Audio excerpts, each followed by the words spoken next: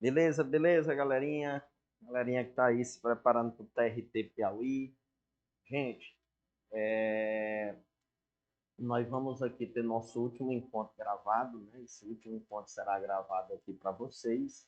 E aí, nesse último encontro, nós vamos trabalhar aí teoria e questões sobre fiscalização contábil, financeira e orçamentária, porque eu entendo, né, isso que é um assunto muito importante. E aí a parte de direitos sociais e direitos políticos, a gente trata principalmente em cima de questões para a gente finalizar o nosso conteúdo da forma como a gente combinou aqui em sala de aula. Beleza? Então prestem atenção. Sobre a fiscalização contábil, financeira e orçamentária, o tema é tratado nos artigos 70 ao 75 da Constituição Federal. Quando a gente fala fiscalização contábil, financeira e orçamentária, pessoal, a gente está falando da prestação de contas. Beleza? Isso é característica da forma republicana de governo. Nós temos, pessoal, que os nossos gestores, administradores públicos, beleza? Eles têm o dever de prestação de contas. Na realidade, pessoal, toda pessoa, beleza, que arrecade, utilize, gerencie, administre dinheiro, bens ou valores públicos, estão obrigados a prestar contas. Estão obrigados à prestação de contas. E essa fiscalização contábil, financeira e orçamentária no Brasil, pessoal, ela é exatamente realizada por meio de controle, beleza? Ela é realizada por meio de controle.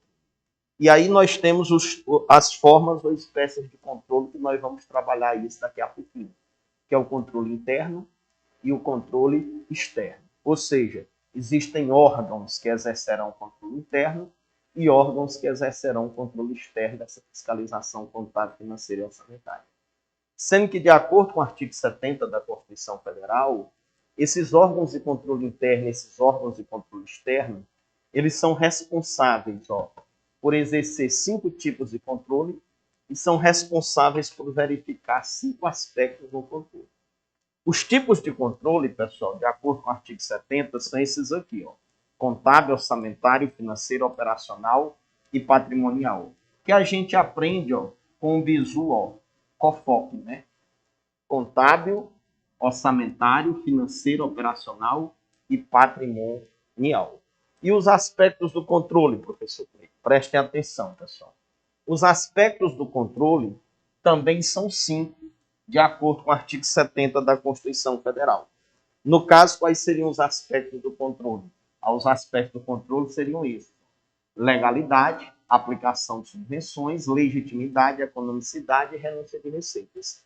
Que eu ensino através do bizu, leia, beleza, leia, lé. Que aí seria a legalidade, a aplicação de subvenções, a legitimidade, a economicidade e a renúncia de receitas. Perfeito? Então, visto os tipos e os aspectos do controle, a gente passa a saber quem são os sujeitos obrigados a prestar conta. Cleiton, quem é que se submete a controle interno, quem é que se submete a controle externo? Ou seja, quem é que é obrigado a prestar contas? Aí o artigo 70 da Constituição Federal, mais uma vez, estabelece assim, que qualquer pessoa física ou jurídica, pública ou privada, que utilize, arrecade, guarde, gerencie ou administre dinheiros, bens e valores públicos, ou que assuma obrigações de natureza pecuniária, estarão obrigados à prestação de contas, estarão sujeitos ao controle interno e ao controle externo. Perfeito? Bom, visto isso, o próximo passo, pessoal, é exatamente estudar as formas ou espécies de controle. E como eu disse para vocês, pessoal, as formas ou espécies de controle são duas. Nós temos o controle interno e nós temos o controle externo.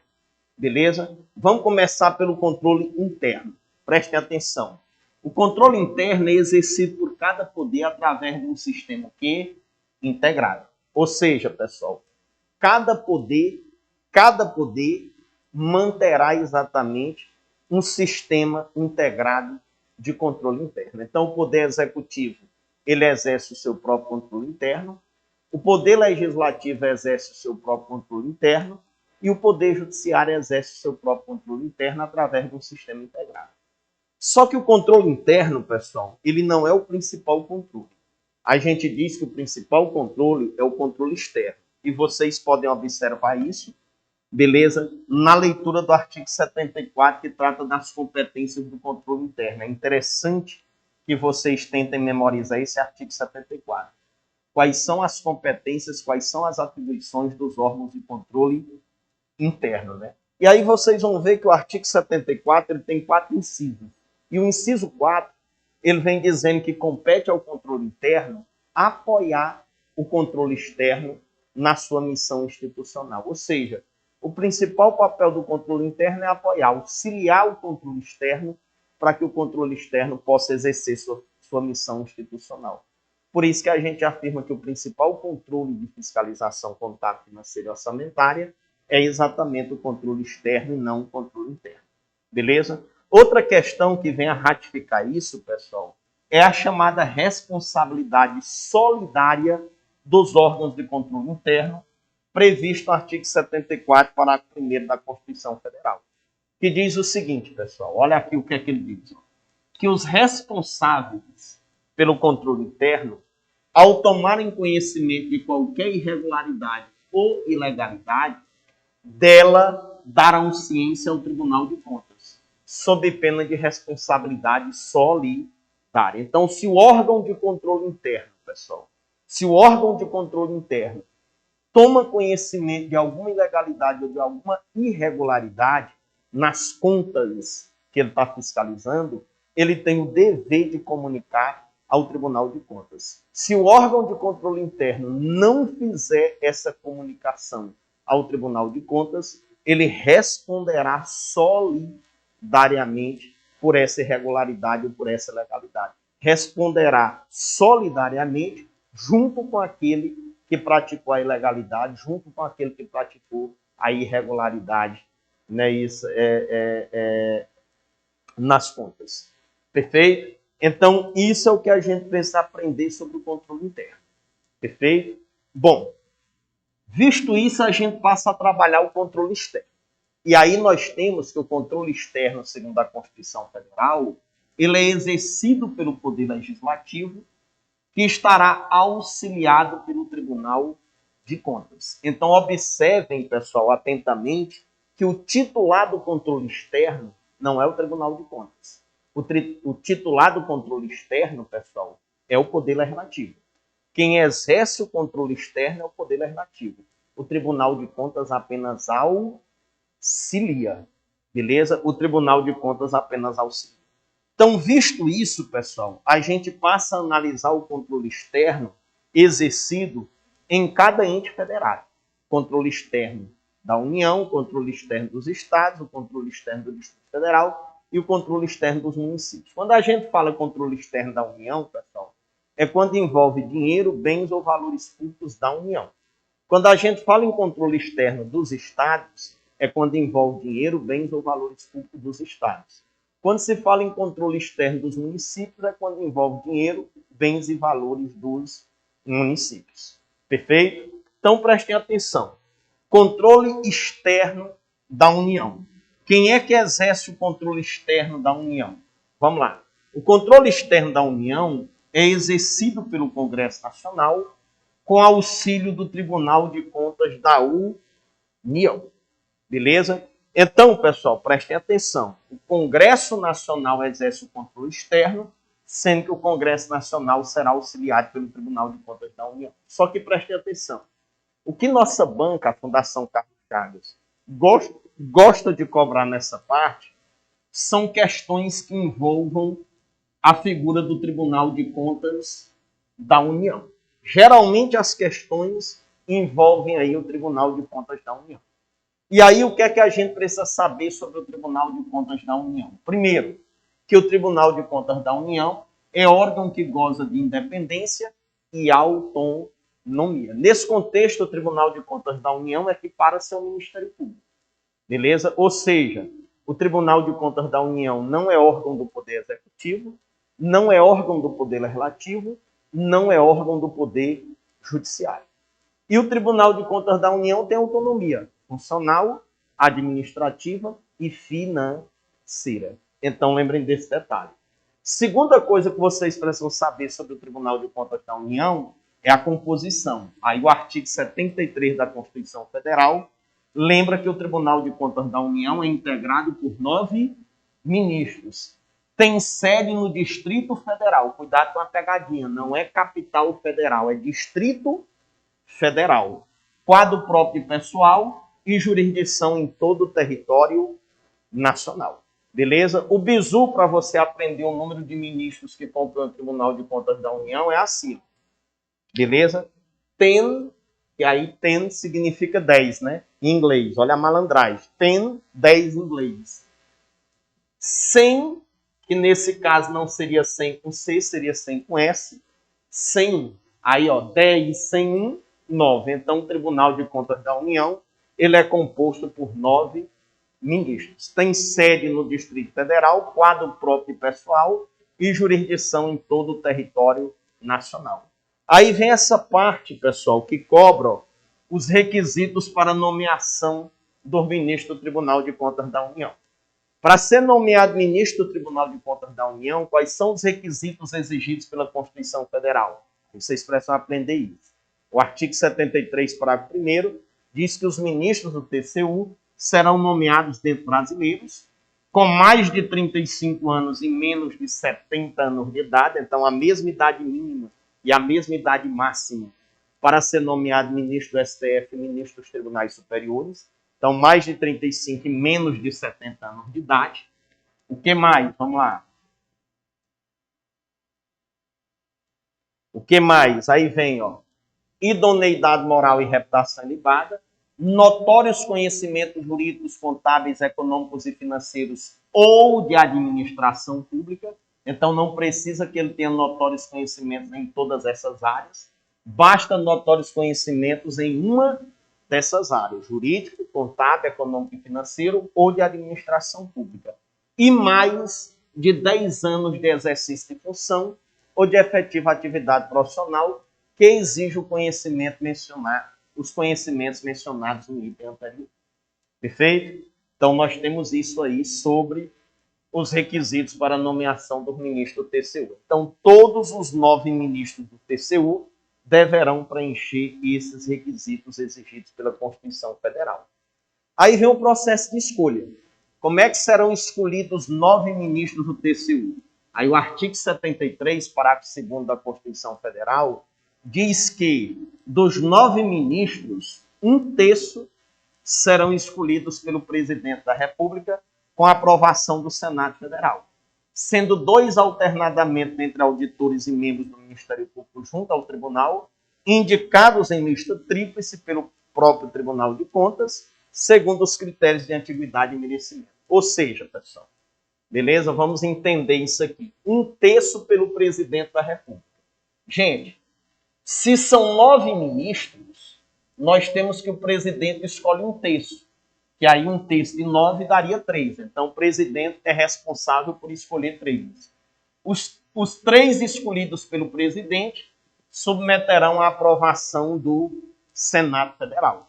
Sendo que dos 3 que o presidente da República escolher, a escolha é livre. A escolha é livre. Está aqui. Beleza? Quando a gente diz que a escolha é livre, basta que preencha os requisitos para a nomeação. Preencher os requisitos para nomeação, o presidente da República poderá nomear qualquer pessoa. Qualquer pessoa que preencha os requisitos para nomeação exigidos aí pela Constituição Federal. Beleza? Agora, pessoal, 2, a escolha do presidente é vinculada. Como assim, professor Cleiton? 2, a escolha do presidente é vinculada. Prestem atenção. 1, obrigatoriamente o presidente da República tem que indicar dentre auditores, que no caso, pessoal, são auditores do Tribunal de Contas da União. E o presidente da República obrigatoriamente deverá indicar, né, dentre membros do Ministério Público, membros do Ministério Público Especial, que é o Ministério Público do Tribunal de Contas da União. Que aí esses auditores, esses membros do Ministério Público, eles serão indicados pelo próprio Tribunal de Contas da União através de uma lista tríplice, segundo os critérios da antiguidade e merecimento alternadamente. Beleza? Aí prestem atenção. E os outros 2 terços? Aí os outros 2 terços, que no caso seriam 6, seriam escolhidos pelo Congresso Nacional, sendo que os 6 escolhidos pelo Congresso Nacional, a escolha é livre. Ou seja, basta que preencha os requisitos para nomeação. Preenchidos os requisitos para nomeação, o Congresso Nacional poderá escolher qualquer pessoa. Beleza? Então tá aí a questão da escolha dos ministros do Tribunal de Contas da União. Outra coisinha sobre a composição do TCU que é cobrado, pessoal, é quanto às garantias, prerrogativas, impedimentos, vencimentos e vantagens dos ministros do TCU. Que aí o artigo 73, parágrafos 3º e 4º da Constituição Federal, diz que os ministros do TCU gozarão das mesmas garantias, prerrogativas, impedimentos, vencimentos e vantagens dos ministros do STJ, dos ministros do Superior Tribunal de Justiça. Perfeito, pessoal? Então, eles serão equiparados aos ministros do STJ, receberão os mesmos vencimentos, gozarão das mesmas garantias, por exemplo, as garantias de vitaliciedade, inamortalidade e redutibilidade de subsídios. Gozarão dos mesmos impedimentos, das mesmas prerrogativas atribuídas aos ministros do STJ. E aí vem essa observação aqui quanto ao auditor. O auditor do Tribunal de Contas da União, quando em substituição a ministro, ele terá as mesmas garantias e impedimentos do titular. E quando, no exercício das demais atribuições da judicatura, terão as mesmas garantias e impedimentos de um juiz do Tribunal Regional Federal. Isso por quê, pessoal? Porque prestem atenção. Quando o ministro do Tribunal de Contas da União, ele se licencia do cargo para, por exemplo, tratamento de saúde, ou quando ele sai de férias, quem vai substituir aquele ministro será um auditor do Tribunal de Contas da União, durante aquele período em que o ministro está de férias, ou durante aquele período em que o ministro está licenciado do cargo. E aí, quando o auditor estiver substituindo o ministro do TCU, o auditor gozará das mesmas garantias e impedimentos de um ministro do TCU. Agora, quando o auditor do Tribunal de Contas da União estiver no exercício das demais atribuições da judicatura, ele gozará das mesmas garantias e impedimentos de um juiz do Tribunal Regional Federal. Então, sobre a composição do Tribunal de Contas da União, é isso que a gente precisa aprender para efeito de concurso. Beleza? Aí vem as competências. Gente, aí cuidado com isso aqui. Aqui vocês vão ter que sentar em casa e memorizar as competências do Tribunal de Contas da União. Artigo 71 e artigo 74, parágrafo 2º da Constituição Federal. Aí vocês vão ter que sentar na cadeira e trabalhar o estudo de memorização dessas competências. Só que eu prestem atenção. Eu selecionei aqui para explicar para vocês as competências do Tribunal de Contas da União mais cobradas pela Fundação Carlos Chagas em prova de concurso público. E aí nós temos aqui, beleza? Julgamento das contas do presidente da República. Aí prestem atenção. Quem é que julga as contas do presidente da República? É o Congresso Nacional. Quem julga é o Congresso Nacional. Artigo 49, inciso 9 da Constituição Federal. Só que o Congresso Nacional julgará as contas do presidente da República com auxílio do TCU. Ou seja, nesse caso, o Tribunal de Contas da União será responsável por apreciar as contas do presidente da República e, nesse caso, emitir um parecer, beleza? Emitir um parecer prévio, beleza? Sobre as contas do presidente da República, as contas que o presidente deve prestar anualmente. Esse parecer elaborado pelo Tribunal de Contas é um parecer meramente o quê? Opinativo. Ou seja, não vinculará a decisão a ser tomada pelo Congresso Nacional. Então, por exemplo, o Tribunal de Contas da União, pessoal, apreciará as contas do presidente da República e elaborará o parecer prévio. Nesse parecer, o Tribunal de Contas vai recomendar pela aprovação ou pela rejeição ou seja, pela reprovação das contas do presidente da República. Se o Tribunal de Contas da União, pessoal, no parecer, por exemplo, reprovar as contas do presidente da República, vai lá para o Congresso Nacional julgar. Chegando lá, o Congresso Nacional pode derrubar o parecer do Tribunal de Contas da União e aprovar as contas do presidente da República, porque esse parecer do Tribunal de Contas da União, ele tem natureza opinativa. Ele não tem caráter vinculatório. Então, essa competência do Tribunal de Contas da União, prevista no artigo 71, inciso 1 da Constituição Federal, é bastante cobrada pela FCC. Outra competência bastante cobrada pela FCC é o julgamento das contas dos demais administradores públicos. Aí, quando falar do julgamento das contas dos demais administradores públicos, aí vocês vão dizer que quem vai julgar as contas desses demais administradores públicos é o Tribunal de Contas da União, conforme artigo 71, inciso 2 da Constituição Federal. Outra competência do TCU, bastante abordada em prova de concurso público, seria essa que relaciona-se a sustar atos administrativos e a sustar contratos administrativos. Por exemplo, se chegar uma questão lá falando em sustar diretamente atos administrativos, vocês vão dizer que essa competência é do Tribunal de Contas da União, conforme artigo 71, inciso 10 da Constituição Federal. Então, o Tribunal de Contas da União tem competência para sustar diretamente atos administrativos. Agora, se a questão falar em sustar diretamente contratos administrativos, aí contratos administrativos, essa competência para sustar diretamente é do Congresso Nacional, conforme preceitua o artigo 71, parágrafos 1º e 2º da Constituição Federal. Só que a Constituição estabelece o seguinte, que se o Congresso Nacional ou o Poder Executivo, no prazo de 90 dias, não efetivar as medidas cabíveis para a sustação direta dos contratos administrativos, caberá ao Tribunal de Contas da União decidir a respeito. Ou seja, caberá ao Tribunal de Contas da União decidir pela sustação ou não desse contrato administrativo. Aí tem um bizu para vocês aprenderem lá para a prova. Ó, quando ele fala em ato administrativo, aí vocês vão dizer que ato administrativo, quem susta diretamente é o Tribunal de Contas da União. Olha o bizu. Tesão, tesão. Agora, quando fala em contrato administrativo, aí contrato administrativo, quem susta diretamente é o Congresso Nacional. Olha o bizu, cesão, cesão. Agora lembrem, se o Congresso Nacional ou o Poder Executivo, no prazo de 90 dias, não efetivar as medidas cabíveis para a sustação direta do contrato administrativo, caberá ao Tribunal de Contas da União decidir a respeito dessa sustação. Perfeito?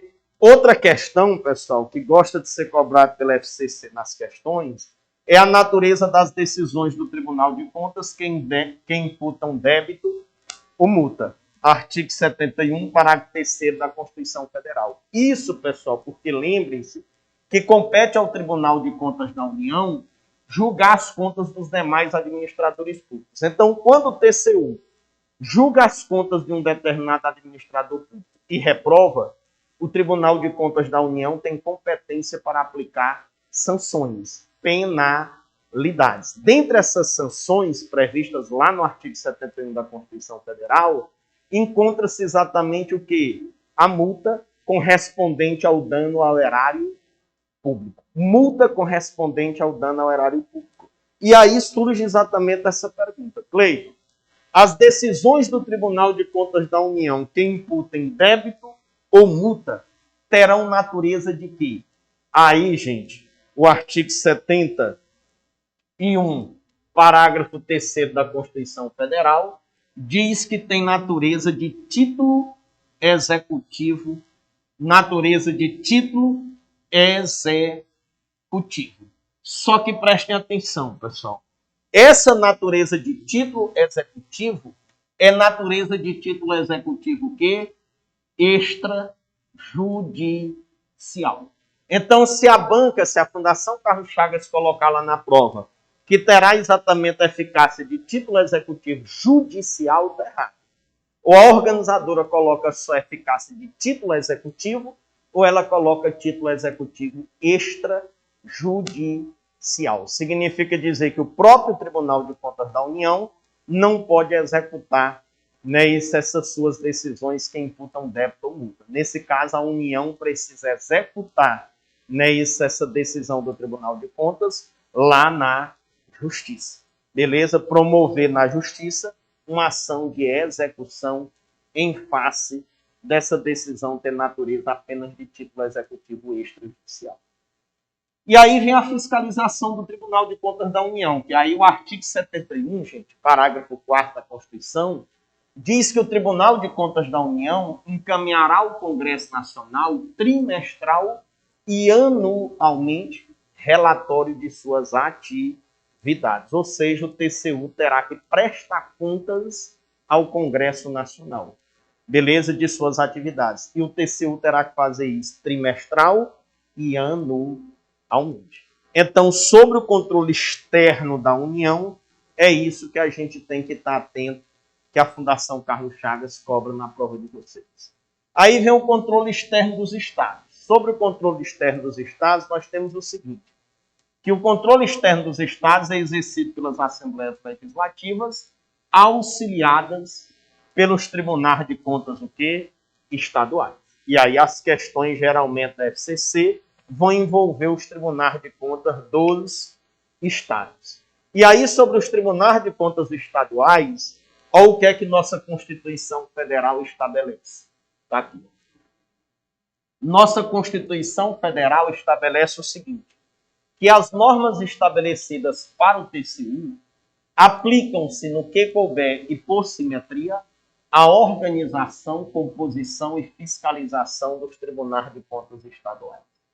Então, gente, quando ele fala fiscalização, ele está dizendo que, por simetria, todas as competências atribuídas ao Tribunal de Contas da União atribuem-se ao Tribunal de Contas do Estado. E quanto à composição e organização do Tribunal de Contas do Estado, segue exatamente o mesmo modelo de organização e composição do Tribunal de Contas da União. É isso que a Constituição estabelece. E ela afirma que as regras sobre os Tribunais de Contas estaduais deverão estar previstas na Constituição Estadual. Sendo que a Constituição Federal, lá no artigo 75, prestem atenção, artigo 75, lembra que o Tribunal de Contas dos Estados será composto por 7 conselheiros. Olha que interessante. O Tribunal de Contas da União será composto por 9 ministros e os TCS serão compostos por 7 conselheiros. São 7 conselheiros, sendo que esses 7 conselheiros eles serão escolhidos da seguinte forma. Aí vem o princípio da simetria quanto à organização e composição do TCU. O governador escolhe 3. Aí dos 3 que o governador escolhe, vocês já sabem. 1, a escolha é livre, e 2, a escolha é vinculada. Ou seja, 1 será escolhido dentre auditores do Tribunal de Contas do Estado, e 1 será escolhido dentre membros do Ministério Público junto ao Tribunal de Contas do Estado, que serão indicados em lista tríplice pelo próprio Tribunal de Contas do Estado, né, isso pelos critérios da antiguidade e merecimento alternadamente. E aí lembrem que a própria Assembleia Legislativa escolhe 4, né? A Assembleia Legislativa escolhe 4. Os 4 escolhidos pela Assembleia Legislativa, a escolha é livre. Quando a gente diz escolha livre, basta que preencha os requisitos para a nomeação, que são os mesmos requisitos para a nomeação do ministro do Tribunal de Contas da União. Beleza, gente? Aí vem, ó, das garantias, prerrogativas, impedimentos, vencimentos e vantagens dos conselheiros dos Tribunais de Contas dos Estados. Aí, por simetria, o artigo 73, parágrafo 3º e 4º da Constituição Federal, lembra que os conselheiros dos Tribunais de Contas dos Estados gozarão dos mesmos direitos, garantias, prerrogativas, vencimentos e vantagens dos desembargadores dos tribunais de justiça. E lembrem-se, pessoal, que tudo que a gente aprendeu sobre os tribunais de contas estaduais aplicam-se ao tribunal, bota aqui no singular, ao Tribunal de Contas do Distrito Federal. Perfeito? E fechando o controle externo, pessoal, fechando esse tema, fiscalização contábil, financeira e orçamentária, nós temos o artigo 31 da Constituição Federal, que lembra que o Poder Executivo Municipal manterá sistema de controle interno.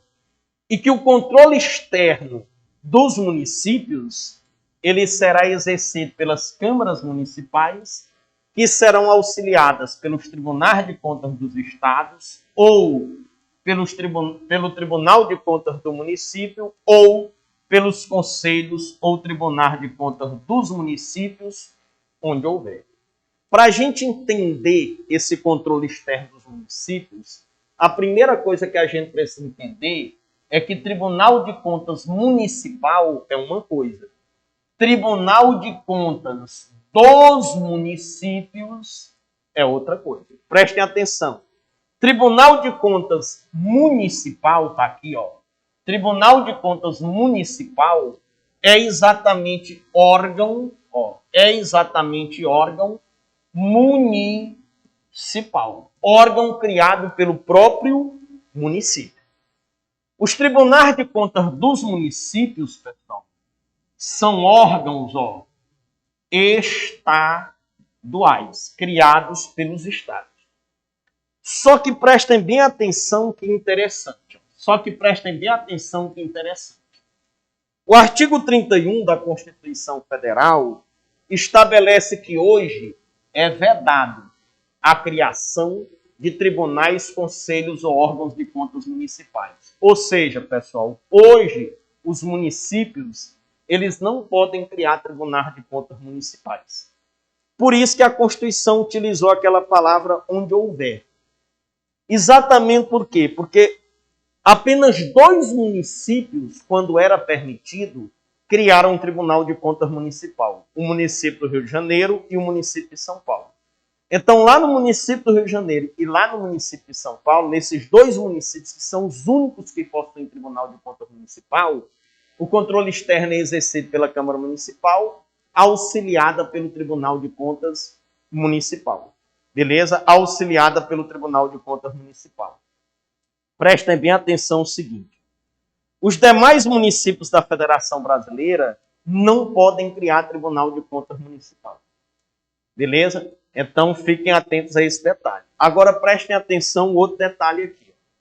O STF estabeleceu o seguinte, que a Constituição Federal impede que os municípios criem seus próprios tribunais, conselhos ou órgãos de contas municipais, mas permite que os Estados-membros, mediante autônoma deliberação, instituam um órgão estadual denominado Conselho ou Tribunal de Contas dos Municípios, incumbido de auxiliar as câmaras municipais no exercício de seu poder de controle externo.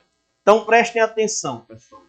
Os municípios não podem criar tribunais de contas municipais, mas a Constituição Federal permite aos estados criarem tribunais de contas dos municípios. Então, prestem atenção. No município que não houver Tribunal de Contas Municipal e no estado que não houver Tribunal de Contas dos municípios, as câmaras municipais no controle externo serão auxiliadas pelo Tribunal de Contas do Estado. É o caso aqui do Piauí. Nenhum município do Piauí possui Tribunal de Contas Municipal. E o Estado do Piauí não criou Tribunal de Contas dos municípios. Então, o controle externo dos municípios aqui no Piauí é exercido pelas câmaras municipais, auxiliadas pelo Tribunal de Contas do Estado. Perfeito? Bom, outra questão para a gente fechar aqui é lembrar o seguinte, que o parecer prévio emitido pelo órgão competente, o órgão competente aqui é o Tribunal de Contas, que pode ser o municipal, dos municípios, ou o Tribunal de Contas estadual. sobre as contas que o prefeito deve anualmente prestar, só deixará de prevalecer por decisão de 2/3 dos membros da Câmara Municipal. Lembrando, então, que o parecer prévio emitido pelo Tribunal de Contas sobre as contas que o prefeito deve anualmente prestar é um parecer meramente o quê? Opinativo. Ou seja, se o Tribunal de Contas reprovar as contas do prefeito, a Câmara Municipal, por 2/3 dos seus membros, poderá derrubar o parecer prévio do Tribunal de Contas e aprovar as contas do prefeito.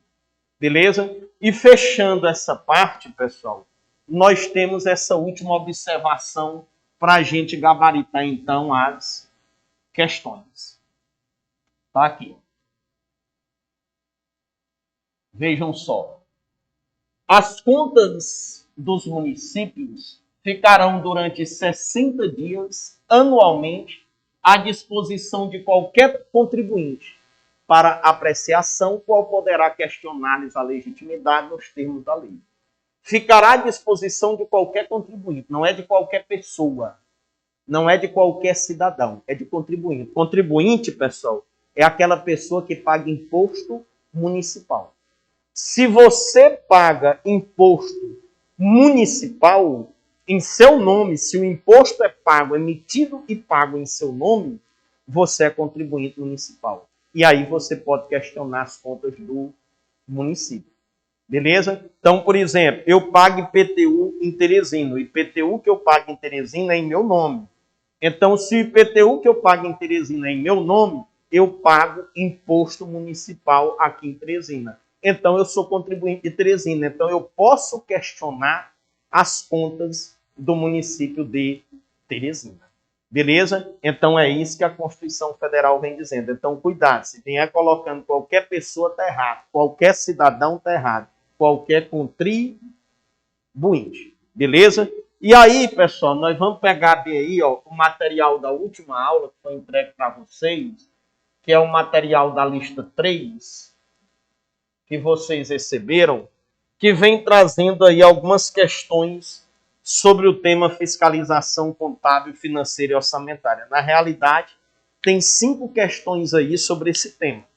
Então, vamos gabaritar essas 5 questões. A primeira questão diz o seguinte: avaliar o cumprimento das metas previstas no plano plurianual, a execução dos programas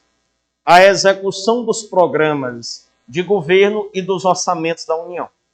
2. Comprovar a legalidade e avaliar os resultados quanto à eficácia e eficiência da gestão orçamentária, financeira e patrimonial nos órgãos e entidades da administração federal, bem como da aplicação de recursos públicos por entidades de direito privado. 3. Exercer o controle das operações de crédito, avais e garantias, bem como dos direitos e haveres da União. 4. Apoiar o controle externo no exercício de sua missão institucional. E aí ele pergunta, nos termos definidos pela Constituição Federal, o contido nos itens 1 a 4 corresponde às finalidades de quem? Aí está lá no artigo 74. São as finalidades do sistema de controle interno, mantido de forma integrada pelos poderes legislativo, executivo e judiciário. Então, primeira questão, gabarito, letra E. Vamos para a segunda questão. 1/3 dos ministros do Tribunal de Contas da União será escolhido por quem? Presidente da República, com aprovação do Senado Federal. Então, nesse caso, ó, letra D de dado, gabarita a nossa segunda questão. Vamos para a terceira. Terceira questão diz que o Tribunal de Contas da União é órgão que auxilia o Congresso Nacional na fiscalização contábil, financeira e orçamentária da União e das entidades da administração direta e indireta. Segundo a Constituição Federal, o Tribunal de Contas da União, letra A, é integrado por 9 ministros e tem sede no Distrito Federal, quadro próprio de pessoal e jurisdição em todo o território nacional. Correto, tá aí, ó. Letra A já gabarita a nossa terceira questão. Vamos procurar o erro das outras. B, tem competência para apreciar as contas prestadas semestralmente pelo Presidente da República, mediante parecer prévio que deverá ser elaborado em 60 dias a contar de seu recebimento. Está errado quando ele diz semestralmente. O correto seria anualmente. Está lá no artigo 71. C. Poderá aplicar os responsáveis em caso de ilegalidade de despesas ou irregularidade de contas, dentre outras combinações, multa que variará de 100 a 300 salários mínimos. 100 a 300 salários mínimos está errado. Multa correspondente ao dano ao erário público. Está lá novamente no artigo 71. D. É composto por ministros que devem possuir mais de 30 e menos de 65 anos de idade. Mais de 35 e menos de 70 anos de idade. Então, letra D está errada. E deverá encaminhar ao Congresso Nacional semestral e anualmente relatório de suas atividades. Semestral está errado. Trimestral e anualmente. Então, no lugar de semestral, seria trimestral. Quarta, os conselheiros dos tribunais de contas estaduais e os ministros do Tribunal de Contas da União têm, respectivamente, as mesmas garantias, prerrogativas, impedimentos e vantagens dos, no caso, os conselheiros dos tribunais de contas estaduais, dos desembargadores do Tribunal de Justiça e os ministros do TCU, dos ministros do Superior Tribunal de Justiça. Dessa forma, está aí, ó. Letra A também gabarita a nossa quarta questão. E vamos para a quinta e última questão. De acordo com as normas estabelecidas na Constituição Federal de 88, acerca da fiscalização contábil, financeira e orçamentária da União, letra A, ao tomar conhecimento de ilegalidade, qualquer cidadão é parte legítima para denunciá-la ao Tribunal de Contas da União sob pena de responsabilidade solidária. Aí vocês terão que tomar cuidado, pessoal, para não confundir os órgãos de controle interno, artigo 74, parágrafo 1º, com os legitimados a propor denúncia ao Tribunal de Contas da União, artigo 74, parágrafo 2º. Prestem atenção. O artigo 74, parágrafo 2º, abram ele para dar uma lida. Diz que qualquer cidadão, associação, sindicato ou entidade de classe poderá denunciar irregularidade ou ilegalidade perante o Tribunal de Contas da União. Beleza? A falta de denúncia não gera responsabilidade solidária para eles. Não existe responsabilidade solidária para eles. Responsabilidade solidária, pessoal, é só para os órgãos de controle interno. Então, a letra A está errada quando ele diz no final, sob pena de responsabilidade solidária. Artigo 74, parágrafo 2º da Constituição Federal. Vamos para a letra B. Compete ao Tribunal de Contas da União sustar a execução de contrato. Está errado. Quem susta a execução de contrato é o Congresso Nacional. Então, o Tribunal de Contas da União está errado, seria o Congresso Nacional. Está lá no artigo 71, que a gente falou sobre isso aqui em sala. C. Sujeita-se à prestação de contas qualquer pessoa física ou jurídica, pública ou privada, que, em nome da União, assuma obrigações de natureza pecuniária. Correto, está aí. Ó. Letra C, gabarita a quinta questão. Olha o erro da letra D. Letra D colocou o seguinte, ó. Os poderes legislativo, executivo e judiciário manterão de forma integrada sistema de controle externo visando apoiar o controle interno exercido pelo Tribunal de Contas da União. Aí ele cometeu o erro. Onde tem controle externo, sistema de controle externo, o correto seria sistema de controle interno. Visando apoiar o controle interno, está errado. Visando apoiar o controle externo. Controle externo exercido pelo Tribunal de Contas da União, errado. Controle externo exercido pelo Congresso Nacional, auxiliado pelo Tribunal de Contas da União. Beleza? Então, letra D, artigo 70 da Constituição Federal e artigo 74, letra D está errado.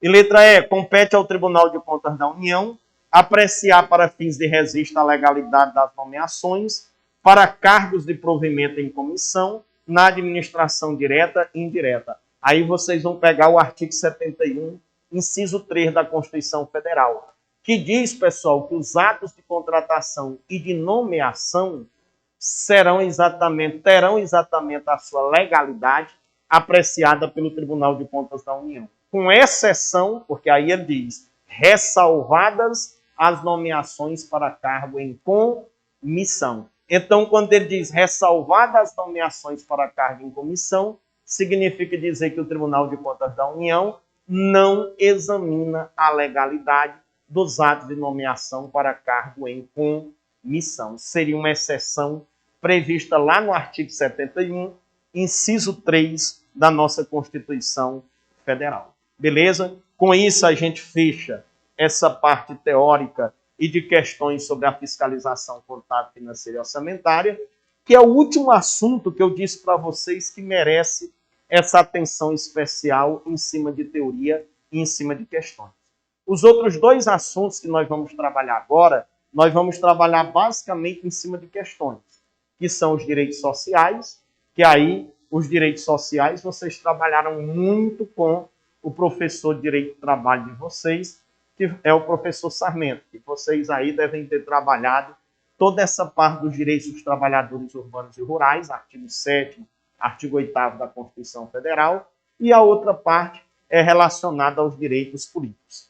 Beleza? Então, vou dar um intervalozinho aqui rápido. Vou pedir aqui, né, isso para o Bruno mudar o slide, botar o slide de direitos sociais, para que a gente possa comentar as questões sobre esse tema. Beleza? Então, aguardem aí um pouquinho.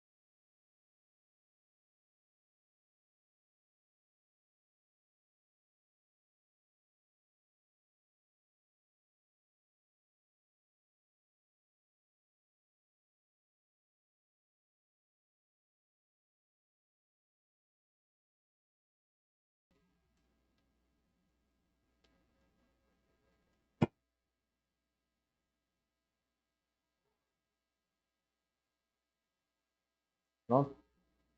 Gente, vamos lá então continuar. Vamos agora trabalhar a parte de direitos sociais.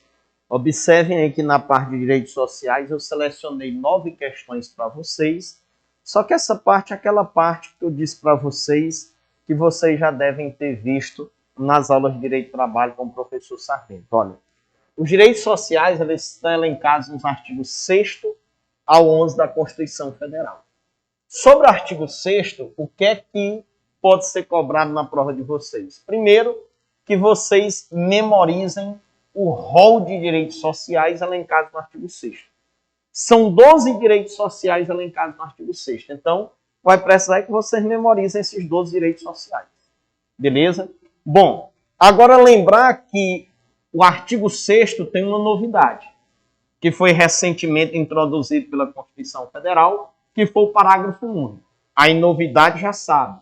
Organizadora como a Fundação Carlos Chagas adora cobrar novidade. E aí o que é que diz o parágrafo único do artigo 6º? Que todo brasileiro em situação de vulnerabilidade social terá direito a uma renda básica familiar, garantida pelo poder público em programa permanente de transferência de renda, cujas normas e requisitos de acesso serão determinados em lei, observada a legislação fiscal e orçamentária. O famoso Auxílio Brasil, né? Essa renda básica familiar para os brasileiros que se encontram em situação de vulnerabilidade. Essa é a grande novidade do artigo 6º da nossa Constituição Federal. E aí, ó, a primeira questão sobre direitos sociais vem cobrando em cima do artigo 6º, que aí ele diz, ó, segundo o previsto na Constituição Federal de 88, são considerados direitos sociais. O gabarito já é letra A. Educação, a moradia e a segurança. Tá aí, ó. Letra A já gabarita a primeira questão. Estão todos elencados lá no artigo 6º. Então, olha a letra B. Manifestação de pensamento, propriedade e herança. Tá tudo errado. Letra C, o voto, registro civil e o lazer. Na letra C, a única coisa que está certa é o lazer. Letra D, previdência social, o sigilo da correspondência e inviolabilidade do domicílio. Está errado. Na letra D, a única coisa que está certa é a previdência social. E é a locomoção dentro do território, a moradia, a presunção de inocência, também está errado. Letra E, a única coisa que está certa é a moradia. Então, artigo 6º da Constituição Federal seria apenas isso. Beleza? Quanto ao artigo 7º, aí o artigo 7º deve ser cobrado uma coisinha na prova de vocês, só que o artigo 7º vocês já estudaram em Direito do Trabalho com o professor Sarmento, né? Que aí o artigo 7º, pessoal, vem tratando dos direitos sociais trabalhistas, ou simplesmente direitos trabalhistas, que são os direitos assegurados aos trabalhadores da iniciativa privada, que são os trabalhadores regidos pela CLT, que nesse caso, pessoal, seriam os trabalhadores urbanos e rurais, com vínculo formal de emprego, que esses trabalhadores urbanos e rurais com vínculo formal de emprego é o que nós chamamos de empregados, né? Empregados urbanos e empregados rurais. E além deles, os trabalhadores avulsos. Isso porque o inciso 34 do artigo 7º equipara os trabalhadores avulsos em direitos ao empregado urbano e ao empregado rural. Então, prestem atenção, todos os direitos trabalhistas elencados no artigo 7º da Constituição Federal são assegurados igualmente aos trabalhadores urbanos, aos trabalhadores rurais e aos trabalhadores avulsos. Aí eu chamo a atenção de vocês para os trabalhadores o quê? Domésticos. Que os trabalhadores domésticos são empregados, ou seja, os trabalhadores domésticos têm vínculo formal de emprego. Só que, na realidade, o parágrafo único do artigo 7º da Constituição Federal não assegura aos trabalhadores domésticos todos os direitos sociais. Prestem atenção. O artigo 7º da Constituição Federal tem 34 incisos, dos quais o parágrafo único do artigo 7º diz que só se aplica aos domésticos 25. Então, se você pegar 34 menos 25, dá 9. Ou seja, existem 9 incisos, 9 direitos trabalhistas previstos no artigo 7º que não são assegurados aos trabalhadores domésticos. Então, gente, fica mais fácil de vocês aprenderem para a prova os 9 direitos que o trabalhador doméstico não tem do que vocês aprenderem os 25 direitos que o trabalhador doméstico tem. Beleza? Então, o que é que nós vamos fazer? Vocês vão aprender os 9 direitos que o trabalhador doméstico não tem e, por exclusão, vocês vão dizer que o resto os domésticos têm. Então, prestem atenção. Quais são os direitos que a Constituição Federal não assegura aos trabalhadores domésticos? Está aqui. Ó. Doméstico não tem, inciso 5, piso salarial proporcional à complexidade e à extensão do trabalho. Inciso 11, participação nos lucros ou resultados desvinculada da remuneração e excepcional participação na gestão da empresa. O que mais que doméstico não tem? Está aqui, ó. O que mais que os domésticos não têm? Está aqui, ó. Doméstico não tem, inciso 14, jornada de trabalho em turnos ininternos de revezamento com duração de 6 horas, salvo negociação coletiva. Inciso 20, proteção do mercado de trabalho da mulher com incentivos específicos nos termos da lei. Inciso 23, adicional para as atividades perigosas, penosas e insalubres na forma da lei. Inciso 27, proteção contra a automação nos termos da lei. Inciso 29, ó, a ação trabalhista com prazos pressionais, 5 anos até o limite de 2 anos após a extinção do contrato de trabalho. Inciso 32, proibição de extinção em trabalho manual, técnico intelectual ou entre os profissionais respectivos. E o inciso 34, igualdade de direitos entre o trabalhador avulso e o empregado. Esses são os direitos que a Constituição Federal não assegura à categoria dos domésticos. Baseado nisso, olha o que é que traz a segunda questão.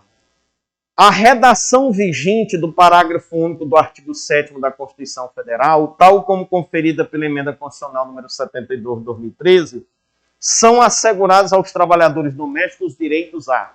Então, ele quer a alternativa que traz direitos que são assegurados aos domésticos. Letra A. Licença gestante sem prejuízo do emprego e do salário com duração de 120 dias. Correto, doméstico tem. Mas, ó, proteção em face da automação na forma da lei está aqui, ó. Doméstico não tem. Então, letra A está errada. B. Piso salarial proporcional à extensão e à complexidade do trabalho já está errado. Piso salarial doméstico não tem. Está aqui, ó. Doméstico não tem. Então, letra B já está errada. C. Reconhecimento das convenções e acordos coletivos de trabalho, correto. E proibição de qualquer discriminação no tocante a salário e critério de admissão do trabalhador portador de deficiência, correto. Ambos os direitos são assegurados aos domésticos. Então, letra C, gabarita aí a nossa segunda questão. Olha o erro da letra D. Proteção do salário na forma da lei constituindo o crime de sua retenção dolosa, correto. Mas, ó, participação nos lucros ou resultados desvinculada da remuneração, está aqui, ó. Doméstico não tem, está aqui, ó. Inciso 11, doméstico não tem. Então, letra D está errada. E letra E, pessoal? Letra E ele colocou aí, ó. Duração do trabalho normal não superior a 10 horas diárias, já está errado, não superior a 8 horas diárias. E 44 semanais, facultada a compensação de horários e a redução da jornada mediante acordo ou convenção coletiva de trabalho. Então, esse não superior a 10 horas está errado, não superior a 8 horas diárias. Não superior a 8 horas diárias. Beleza? Bom, gente, no mais, as outras questões, o que vocês vão observar é a leitura dos 34 incisos que compõem o artigo 7º da Constituição. Então, vamos para a terceira questão. Terceira questão diz aí, ó, dentre os direitos do trabalhador, cujo texto constitucional vigente admite disposição diversa por meio de acordo ou convenção coletiva, estão, gente, ó, os únicos direitos trabalhistas previstos no artigo 7º da Constituição Federal, que podem ser objeto de acordo ou convenção coletiva de trabalho, são o salário, artigo 7º, inciso 6, e a jornada de trabalho, artigo 7º, incisos 13 e 14, que é permitida uma redução mediante acordo coletivo ou convenção coletiva de trabalho. Então, os únicos direitos dos trabalhadores previstos no artigo 7º que podem ser objeto de acordo ou convenção coletiva de trabalho, e nesse caso, Beleza? É permitida uma redução por acordo ou convenção coletiva de trabalho. São esses dois, o salário e a jornada de trabalho. Beleza? Baseado nisso, terceira questão, gabarito seria letra B de bola. A irredutibilidade do salário e a jornada de 6 horas para o trabalho realizado em turnos ininterruptos de revezamento. Então, terceira questão, B de bola. Vamos para a quarta. De acordo com a Constituição Federal de 88, são direitos dos trabalhadores urbanos e rurais, além de outros que visem a melhoria de sua condição social. Letra A. Garantia de salário nunca inferior ao mínimo apenas para os que percebem remuneração fixa, apenas está errado. Inclusive para os que percebem remuneração variável. Está aqui, ó. Inciso 7 do artigo 7º, letra A, está errada. B. Seguro contra acidente de trabalho a cargo do empregador, sem excluir a indenização a que este está obrigado, independentemente de incorrer em dolo ou culpa. Independentemente está errado. Desde que incorra em dolo ou culpa. Está aqui, ó. Inciso 28 do artigo 7º, independentemente, letra B está errada. C. Igualdade de direitos entre o trabalhador com vínculo empregatício permanente e o trabalhador autônomo. O trabalhador autônomo está errado. Inciso 34 seria trabalhador avulso. Letra D. Assistência gratuita aos filhos desde o nascimento até 6 anos de idade em creche e pré-escolas. Está errado. Ó. Inciso 25. Até os 5 anos de idade. Até os 6 está errado. Então, o gabarito da quarta letra é proibição de trabalho noturno, perigoso ou insalubre a menores de 18 anos e de qualquer trabalho a menores de 16 anos, salvo na condição de aprendiz a partir de 14 anos. Correto. Ó. Inciso de número 33 do artigo 7º, letra E, gabarito a quarta questão. Aí veja aí que na minha contagem não tem a questão de número 5, né? Eu saltei, eu errei aí, não coloquei a questão 5. Vai dar 4, vai para 6. Então vamos para a sexta questão.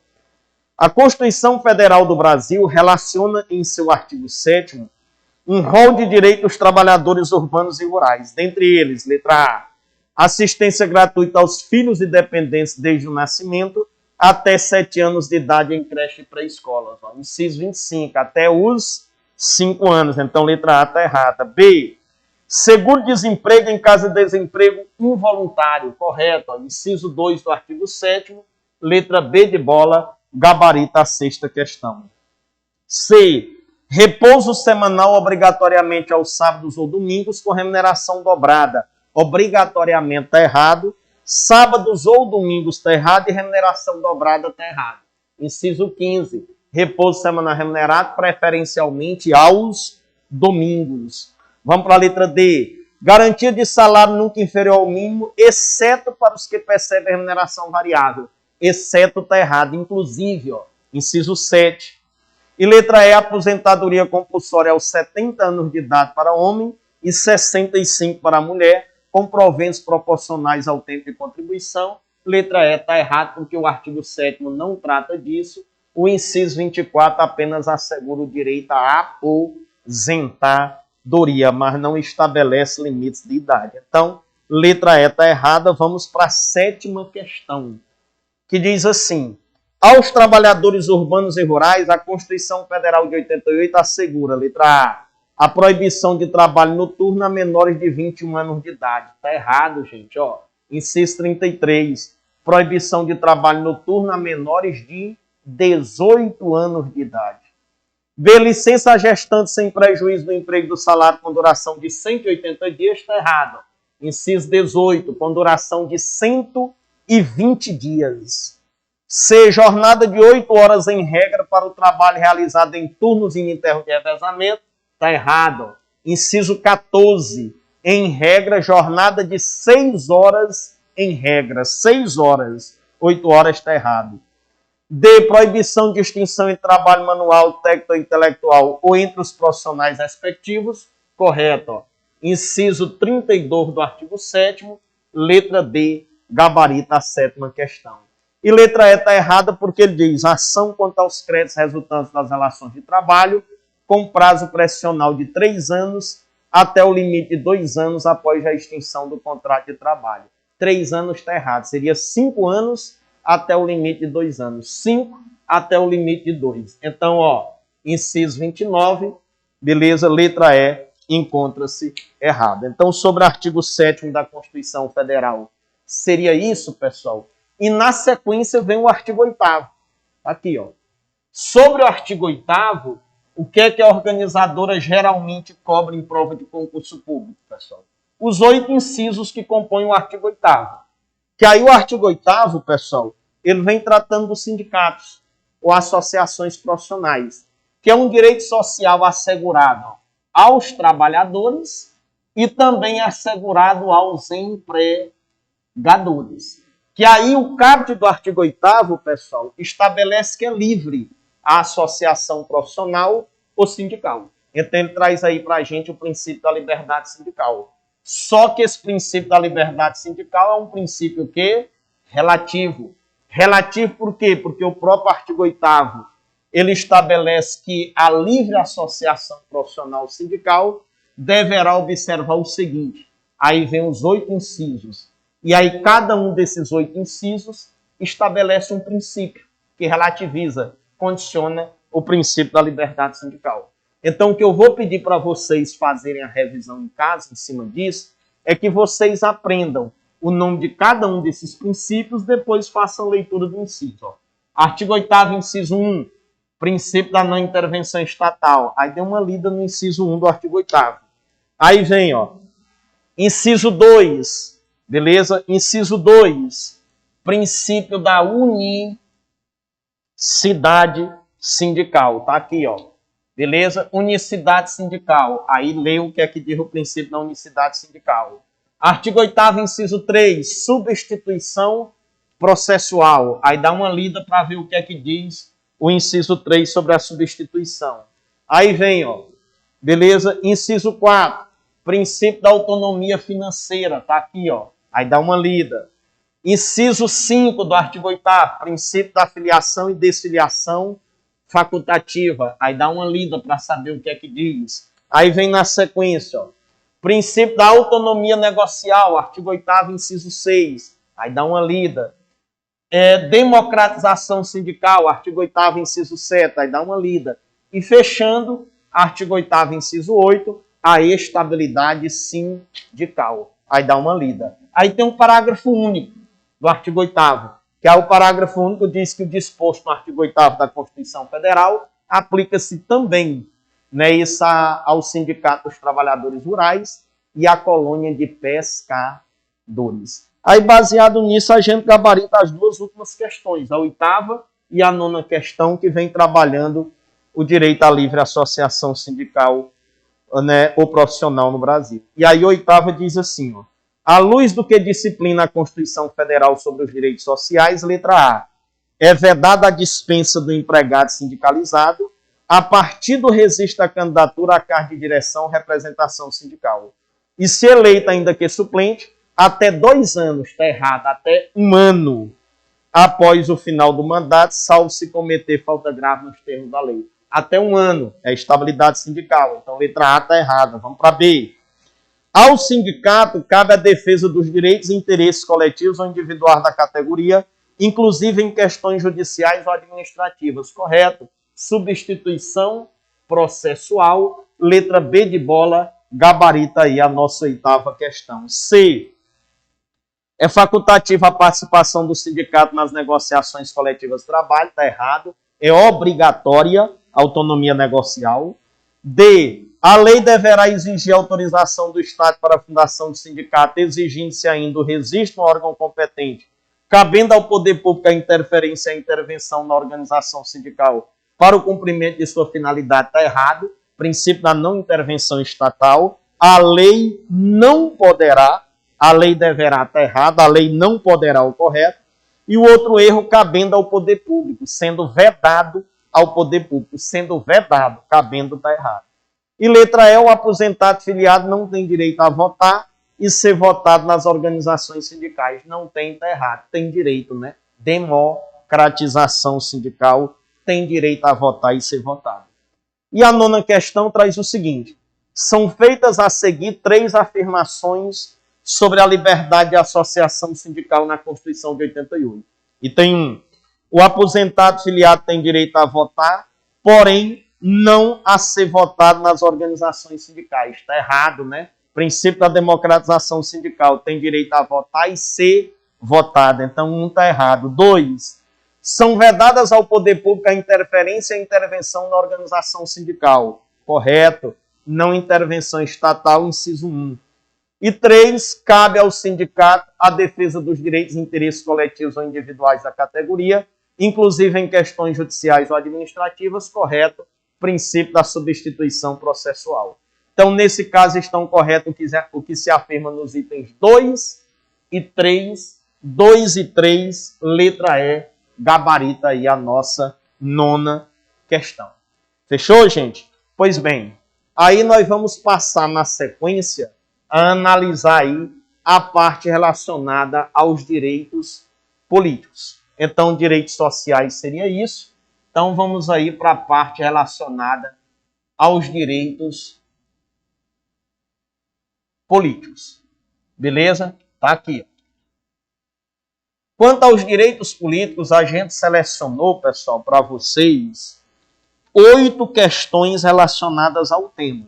Vamos tentar aqui dar o gabarito para vocês dessas 8 questões e comentar um pouquinho em cima dessas 8 questões, essa parte relacionada aos direitos políticos. Só vou tomar uma aguinha, né, e mudar o slide e a gente volta daqui a pouquinho. Tá bom?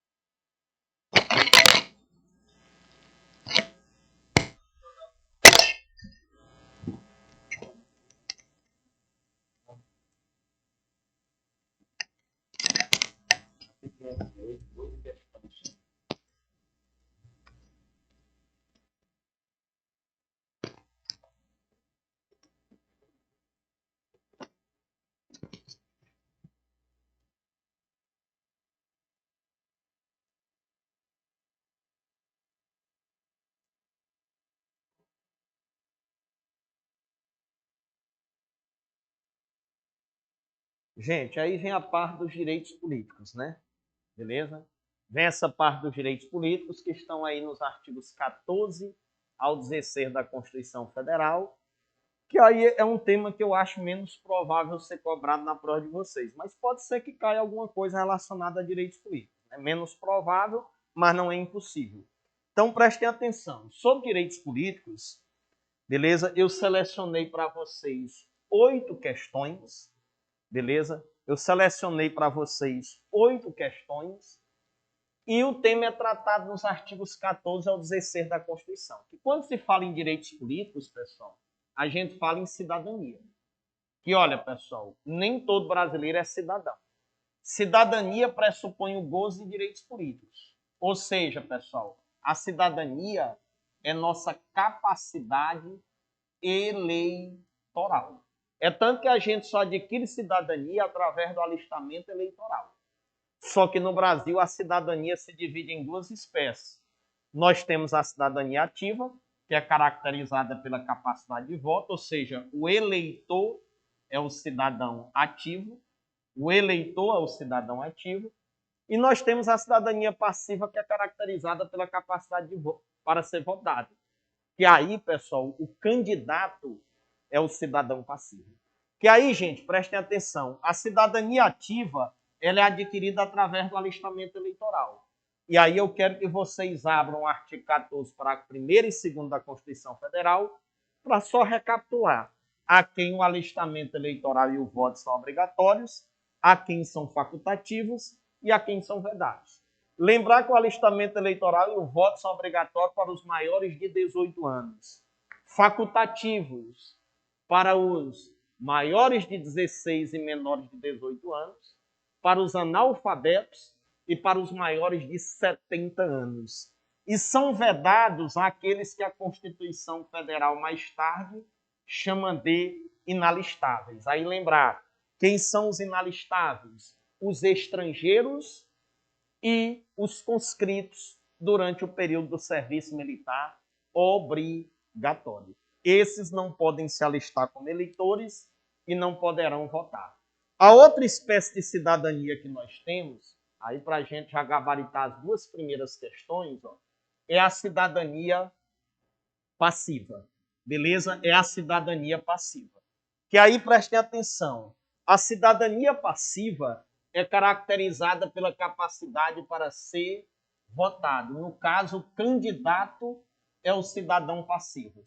E a aquisição da cidadania passiva se dá através do preenchimento das condições de elegibilidade. Artigo 14, parágrafo 3º da Constituição Federal. Condições de elegibilidade que são 6. Ó. Nacionalidade brasileira, o indivíduo tem que ser brasileiro nato ou naturalizado. Pleno exercício dos direitos políticos. Alistamento eleitoral. Domicílio eleitoral na circunscrição, que aí domicílio eleitoral é o local onde o cidadão exerce o voto. Ele tem que ter domicílio eleitoral na mesma circunscrição onde pretenda ser votado. Por exemplo, se eu pretendo me candidatar a prefeito, vice-prefeito ou vereador de Teresina, eu tenho que ter domicílio eleitoral em Teresina. Se eu pretendo me candidatar a governador, vice-governador, senador, deputado federal, deputado estadual pelo Piauí, eu tenho que ter domicílio eleitoral no Piauí. Aí a outra condição de elegibilidade, a filiação partidária. E a última condição de elegibilidade, a mais cobrada em prova, é a idade mínima. Aí lembrar que quanto à idade mínima, ó, são 4, 35, 30, 21, 18. Aí, pessoal, relembrar quais são os cargos. Ó. 35 anos, vamos lá. 35 anos para quais cargos? Presidente da República, vice-presidente da República e senador. 30 anos para quais cargos? Governador e vice-governador de Estado e Distrito Federal. 21 anos para os cargos de quê? Prefeito e vice-prefeito. Deputados, aí vocês generalizem, deputados federal, estaduais e distritais, e juiz de paz. Beleza? E 18 anos para o cargo de quê? Vereador. Beleza? Baseado nisso, pessoal, a gente já tem subsídio para gabaritar aí pelo menos duas questões. A primeira diz o seguinte: Martinho, brasileiro nato, tem 65 anos de idade, é analfabeto e deseja votar nas eleições que se aproximam. Nesse caso, pessoal, Martinho, 65 anos e analfabeto, ele pode votar? Pode, pessoal. Para ele, o voto é facultativo. Agora, para ele, o voto é facultativo por quê? Porque ele é analfabeto. Por ser analfabeto, o voto de Martinho é facultativo.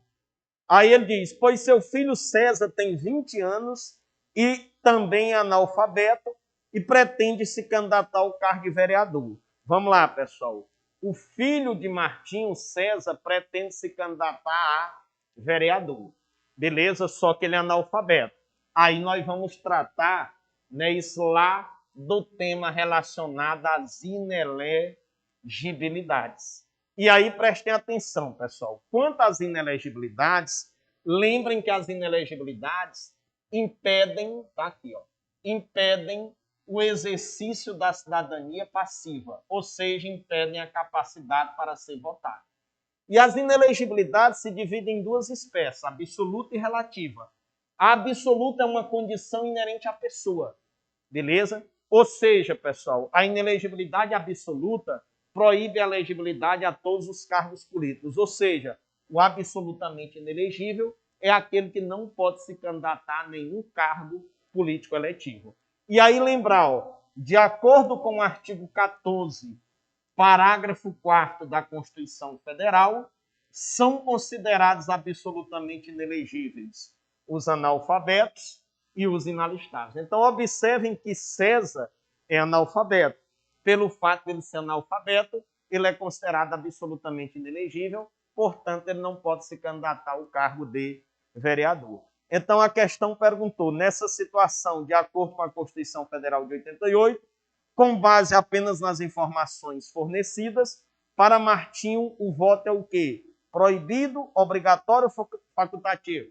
Facultativo. Então, isso só tem na letra B e na letra E. Letra B, facultativo em razão de sua idade. Está errado. Facultativo por ser Martinho analfabeto. Então, gabarita a primeira questão, letra E. Facultativo em razão de seu analfabetismo, sendo que César não pode se candidatar ao cargo pretendido por ser também analfabeto. Então, tá aí, ó. Primeira questão, gabarito, letra A. Beleza? A segunda questão, pessoal, a gente já vai utilizar, ó, na segunda questão, essas condições de elegibilidade que eu passei para vocês aqui no canto. Ó. Principalmente essa parte das condições de elegibilidade que envolve as idades mínimas. Então, tá aqui, ó, voltei para as condições de elegibilidade e tá aqui as idades mínimas. Aí ele colocou aí na segunda questão. Antônia tem 18 anos, Pedro 20 anos, João 30 anos e Miguel 40 anos. Entendendo-se que as demais condições de elegibilidade foram preenchidas e levando em consideração apenas a idade mínima, em conformidade com a Constituição, Antônia, vamos lá. Antônia tem o quê? Antônia tem 18 anos. Então, com 18 anos, Antônia só pode se candidatar ao cargo de vereadora. Pedro tem quantos anos? Pedro tem 20 anos. Pedro, com 20 anos, também só pode se candidatar ao cargo de vereador. Então, Antônio e Pedro só podem se candidatar a vereador. Beleza? Ele diz que João tem 30 anos. Aí, ó, João, tá aqui, ó. João com 30 anos, tá aqui, ó. João com 30 anos pode se candidatar a governador e a vice, a prefeito e a vice, a deputada, a juiz de paz e a vereador. E por fim ele colocou quem? Ele colocou por fim Miguel. Miguel, 40 anos. Aí, ó, pessoal. Miguel com 40 anos, tá aqui, ó. Miguel com 40 anos pode se candidatar a todos os cargos. Aí é só procurar agora a alternativa correta. Letra A, ele disse assim. Antônio e Pedro podem ser eleitos para o cargo de vereador. Correto. João e Miguel podem ser eleitos para o cargo de vereador, de prefeito, de governador ou de presidente da República. Opa! João não pode se candidatar a presidente, tá aqui. João não pode se candidatar a presidente porque a idade mínima do presidente é 35 e João só tem 30. Então, letra A está errada. B. Antônio e Pedro podem ser eleitos para o cargo de vereador ou prefeito. Só pode vereador, prefeito não pode. Então, letra B já está errada. Letra C. Vamos lá para a letra C. Letra C diz que Antônia pode ser eleita para o cargo de vereadora, correto? E Pedro pode ser eleito para o cargo de vereador ou prefeito. Epa, tá errado. Pedro não pode ser prefeito. Pedro só pode ser vereador. Então, letra C está errada. Vamos para a letra D. Antônio e Pedro podem ser eleitos para o cargo de vereador, correto? João pode ser eleito para o cargo de vereador, de prefeito ou de governador, correto? Miguel pode ser eleito para o cargo de vereador, de prefeito, de governador ou de presidente da República. Letra D está correta. Está aí. Letra D gabarita a segunda questão. A letra E está errada porque ele diz que Antônia pode ser eleita para o cargo de vereadora ou prefeita. Só pode vereadora, prefeita não pode. Beleza? Aí a terceira questão diz o seguinte. Filomena, professora aposentada, 65 anos de idade, é brasileira naturalizada.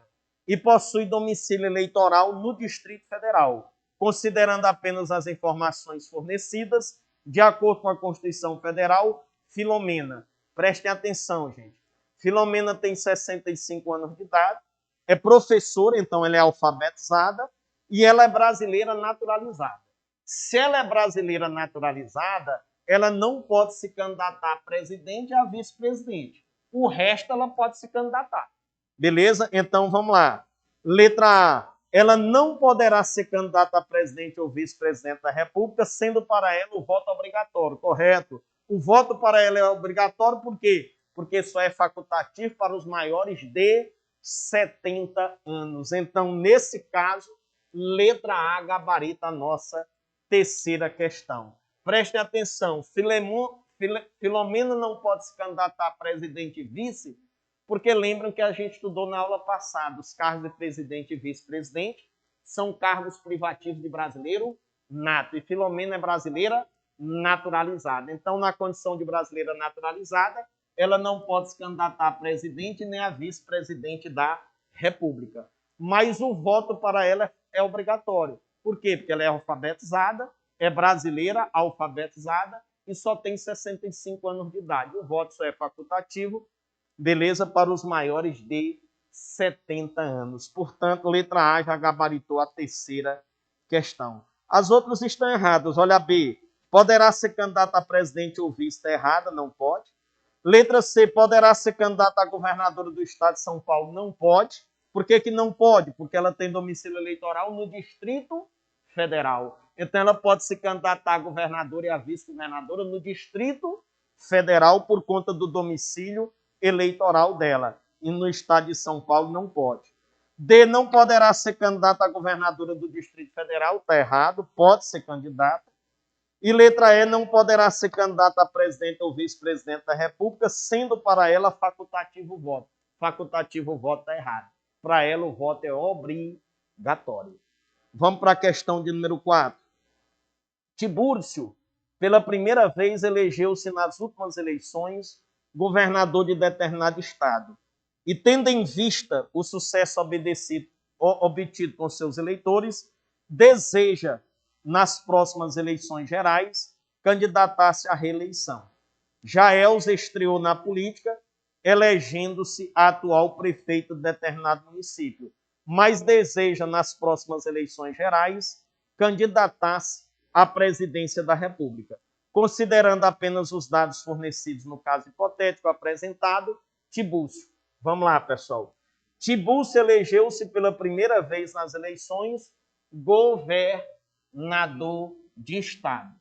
Tibúrcio elegeu-se governador de estado e Tibúrcio, pessoal, no primeiro mandato eletivo como governador do estado, pretende concorrer à reeleição.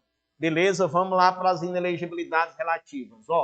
As inelegibilidades relativas se dividem em 3 espécies: temporal de mandato, por incompatibilidade e relativo ou reflexa. A inelegibilidade temporal ou de mandato, artigo 14, parágrafo 5º, diz que presidente, governadores e prefeitos e quem os houver sucedido ou substituído no curso dos mandatos poderão ser reeleitos para um único período subsequente. Então, nesse caso, Tibúrcio foi eleito pela primeira vez governador do estado. Então, nesse caso, Tibúrcio pode ser candidato à reeleição para um único mandato subsequente. Vamos lá. Beleza? Neste caso aqui, nós temos ainda a inelegibilidade relativa por incompatibilidade. Artigo 14, parágrafo 6º da Constituição Federal, que estabelece o quê? Que para concorrerem a outros cargos, o presidente da República, os governadores do Estado, Distrito Federal e os prefeitos devem renunciar aos respectivos mandatos até 6 meses antes do pleito eleitoral. Nesse caso bem aí, Tibúrcio, pessoal, governador do Estado, ele está concorrendo a outro cargo, a reeleição. A reeleição. Então, nesse caso, Tibúrcio não precisa renunciar. Já Elza é prefeita. Elza é prefeita e pretende se candidatar a qual cargo, Elza? Elza é prefeita e pretende se candidatar à presidência da República. Nesse caso, Elza, prefeita, pretende concorrer a outro cargo, ao cargo de presidente. Nesse caso, Elza pode ser candidata a presidente? Pode, mas nesse caso ela precisa renunciar ao cargo de prefeita até 6 meses antes do pleito eleitoral. Aí é só procurar a questão. Tibúcio, né, pode se candidatar à reeleição para um único período subsequente e não precisa renunciar. E Elza pode se candidatar a presidente da República, mas precisa renunciar. Onde é que está isso? Letra B de bola. Então, letra B de bola, poderá ser eleito, Tibúcio poderá ser reeleito para um único período subsequente e Elza poderá candidatar-se a presidente se renunciar ao mandato que atualmente exerce até 6 meses antes do pleito eleitoral. Então, tá aí, ó, letra B de bola, gabarita a nossa quarta questão.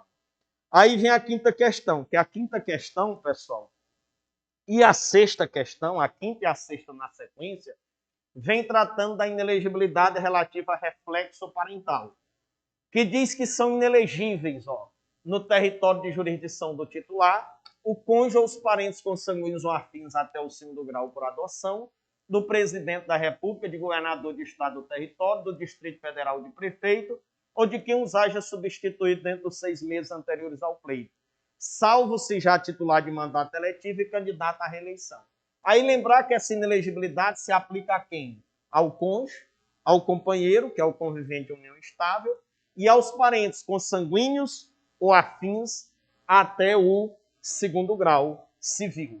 Que aí lembrar que os parentes consanguíneos ou afins até o 2º grau civil de uma pessoa são esses. Agora lembrem, essa inelegibilidade só se aplica ao cônjuge, ao companheiro, e a estes parentes consanguíneos ou afins até o 2º grau do presidente, do governador e do prefeito, beleza? E no território de jurisdição do titular. Aí lembrar que o território de jurisdição do presidente é todo território nacional.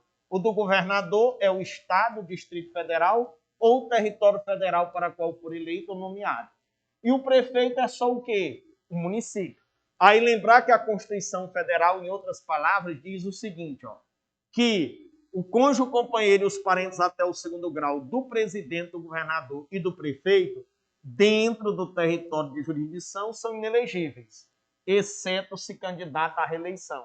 Aí tem uma brincadeira que a gente faz assim, ó.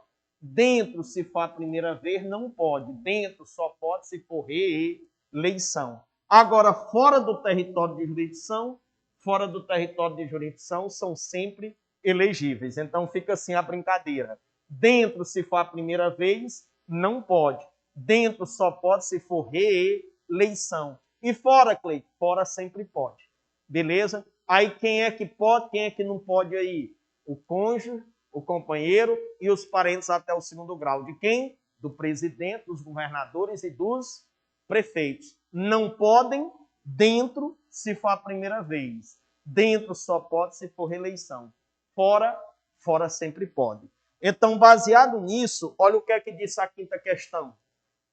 Que Célia acabou de ser eleita governadora de um estado do Brasil e seu marido, Adolfo, pretende concorrer à prefeitura de um município pertencente a esse mesmo estado nas próximas eleições municipais. Então, Adolfo, que é casado com a governadora, pretende se candidatar a prefeito dentro do território de jurisdição da esposa governadora. Nesse caso, pessoal, Adolfo, marido dessa governadora, só pode se candidatar a esse cargo de prefeito dentro do território de jurisdição da esposa se ele for candidato à reeleição. Se ele tivesse candidatando a primeira vez a esse cargo de prefeito dentro do território de jurisdição da esposa, ele não poderá. Então, nesse caso, bem aí, pessoal, hipotético, considerando apenas as informações fornecidas, Adolfo pode ou não pode concorrer? Ele não pode, salvo se for candidato à reeleição. Isso aí só tem qual alternativa? Letra A. Não pode concorrer ao cargo de prefeito, pois é inelegível no território de jurisdição do titular, o cônjuge do governador de estado, salvo se Adolfo já for prefeito daquele município e candidato à reeleição. Então, dentro, se for a primeira vez, não pode. Dentro, só pode se for reeleição. É o caso do Adolfo. Então, letra A gabarita a quinta questão. Na mesma vertente vem a sexta questão, que diz assim: Gustavo foi eleito governador de um estado em 2018 e sua filha Carolina deseja estrear na política e se candidatar à prefeitura da capital desse mesmo estado nas eleições municipais de 2020. Então, o pai é governador e a filha pretende concorrer a primeira vez ao cargo de prefeito no mesmo estado onde o pai é governador. Então, nesse caso, a filha pretende se candidatar dentro ou fora do território de jurisdição do pai? Dentro. E ela pretende se candidatar à reeleição a primeira vez? A primeira vez. E dentro da primeira vez pode? Não pode. Então, considerando que Gustavo estará exercendo o seu mandato no período eleitoral do próximo pleito em conformidade com a Constituição Federal, Carolina poderá ou não poderá se candidatar a prefeita? Não poderá, porque ela está concorrendo dentro a primeira vez. Se não poderá, isso só tem na letra C e na letra E. E aí, no caso, o gabarito é a letra E, que diz que não poderá ser candidata a prefeita do município desejado, pois são inelegíveis no território de jurisdição do titular, o cônjuge, os parentes consanguíneos ou afins, até o segundo grau ou por adoção de governador de estado. Então, está aí, letra E gabaritou a sexta questão. E as duas últimas, a sétima, diz o seguinte: ao disciplinar os direitos políticos, a Constituição Federal estabelece que o analfabetismo é causa de inelegibilidade, correto, mas não impede o alistamento eleitoral, perfeito. O analfabeto, pessoal, é inelegível, mas o analfabeto pode se alistar como eleitor. Sétima questão, gabarito, letra A. Olha o erro da letra B. É vedada a tramitação em segredo de justiça da ação de impugnação de mandato eletivo. É vedado, não. A ação de impugnação de mandato eletivo, ela tramita exatamente em segredo de justiça. Que aí é o que estabelece aqui, pessoal, para a gente, ó, o artigo 14, parágrafos 10 e 11 da nossa Constituição Federal. Beleza? Artigo 14, parágrafo 10 e 11, dê uma lida em casa. A impugnação de mandato eletivo trata-se de uma ação judicial julgada pela Justiça Eleitoral. Ela tramita em segredo de justiça, envolve duas partes, autor, que é o impugnante, e o réu é o impugnado. Tem prazo decadencial para a propositura, que é 15 dias contados da diplomação, e exige provas do crime eleitoral praticado pelo candidato eleito. E o crime eleitoral seria abuso de poder econômico, corrupção ou fraude.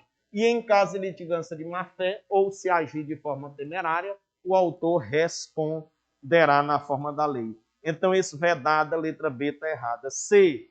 O mandato eletivo poderá ser impugnado ante a Justiça Eleitoral no prazo de 30 dias contados da diplomação. 30 dias está errado, é 15 dias. D. A cassação de direitos políticos ocorrerá, dentre outros motivos, por condenação criminal transitada em julgado, o que está errado. Aí eu vou pedir para que vocês dêem uma lida, ó, no artigo 15 da Constituição Federal. Que aí o artigo 15 vem tratando das hipóteses de perda e suspensão dos direitos políticos. Mas a primeira coisa que o artigo 15 diz é que no Brasil é vedada a cassação de direitos políticos. O que existe a possibilidade de perda ou suspensão. E aí o artigo 15 elenca as hipóteses de perda ou suspensão.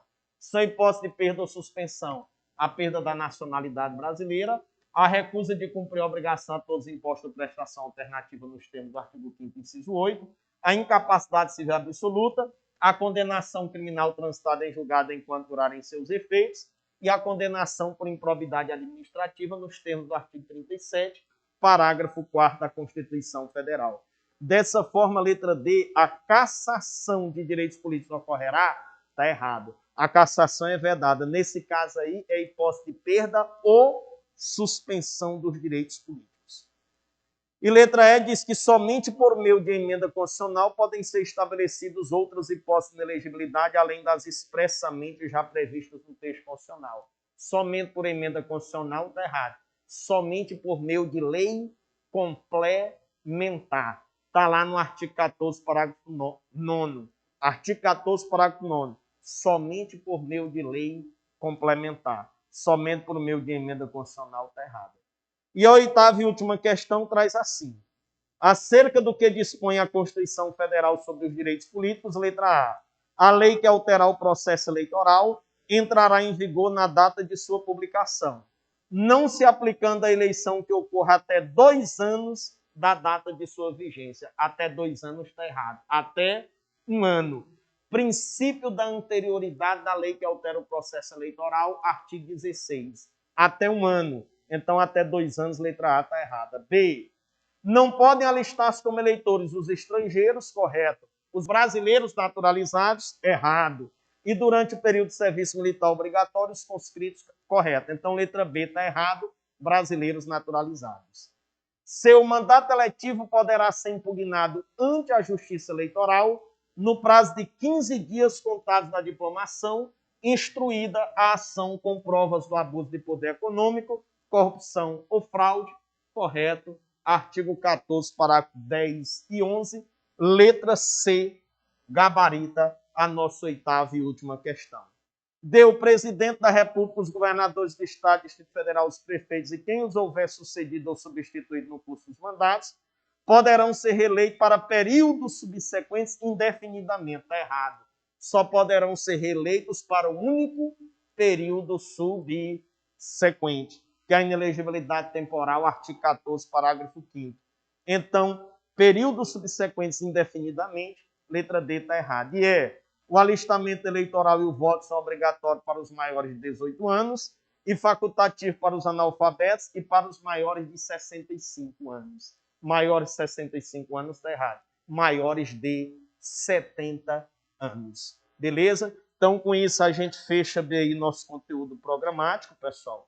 Eu desejo a vocês aí uma excelente prova no domingo, beleza? E qualquer dúvida, estou à disposição de vocês para qualquer hora, para qualquer momento, tá bom? Então, excelente prova para vocês.